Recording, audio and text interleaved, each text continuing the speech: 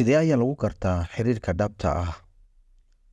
Waa calaamado aad ku ogaan karto inuu qofka dhab ka yahay xiriirku, balse mid ogow, hal ama laba astaamood oo aad hesho kuma caddayn kartid in xiriirkaasi dhab yahay amase aanu ahayn. Si aad u ogaato, si aad uga fogaato dhibaato, waa inaad ugu yaraan aragtaa 3 calaamadood oo ka mid ah astaamahan.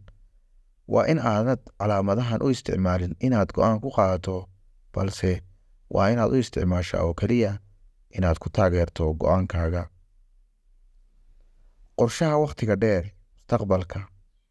Calaamada aad u weyn oo lagu garto xiriirka dhabta ah waa isagoo leh qorshe wakhti dheer ah. Inta badan ee qofku xiriirka dhab ka yahay waxay badisaa inta badan ee uu ka fikirayo mustaqbalka, qorshayaalna uu u samaynayo. Dhinaca kale, inta badan ee aan qofka dhab ah ka ahayn xiriirka jacayl, waxa badan inta badan ee qofkaasi aanu ka fikirayn mustaqbalka dambe ee xiriirkiina. Jacaylku dhab ma ka yahay? Haddii aanu dhab ka ahayn xiriirku, macnaheedu waxa ay tahay isla markaana aad u suurtagal ah inaanu qofkaasi wax jacayla ku ahayn. La kulanka waalidka iyo asxaabta.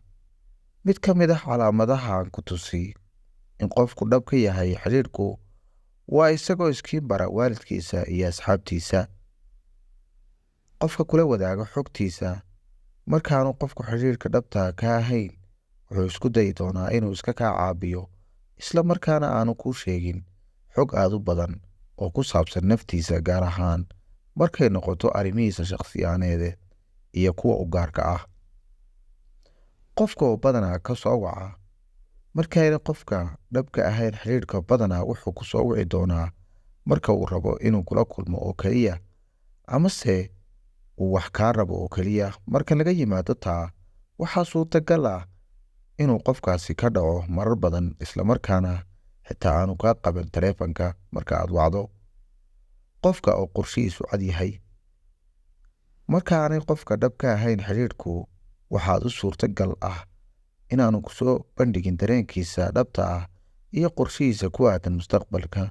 Tusaale ahaan, qofka oo yidhaahda hadallo iska hor imaanaya oo wixii uu hore u yidhi u qabtaa si cagsi ku ah siduu u yidhi.